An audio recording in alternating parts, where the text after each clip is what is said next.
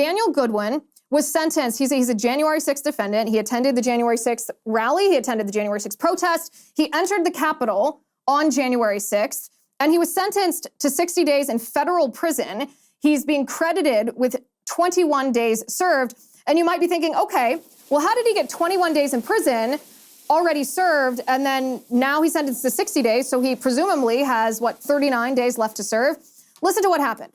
When Daniel Goodwin was originally arrested and incarcerated, he was offered the opportunity to make bail. He was offered the opportunity to pay money and be let out until, let out of his pretrial detention until the trial, until or and if he was convicted.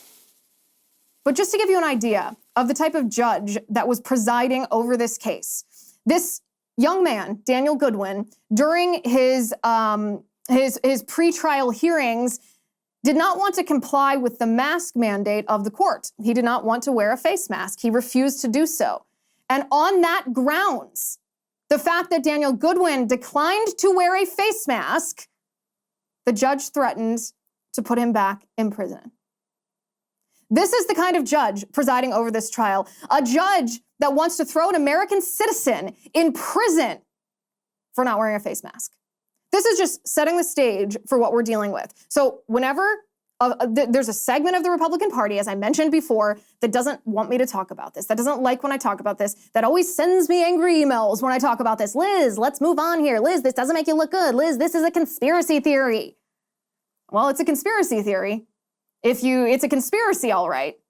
It's not a conspiracy theory. It's a conspiracy against people like you and me. And if you sit here with your blinders on because it's an uncomfortable topic to talk about, then you may be next. You may be targeted just like these January 6th defendants are targeting. And how would you feel if you were in their position and nobody spoke out in your defense?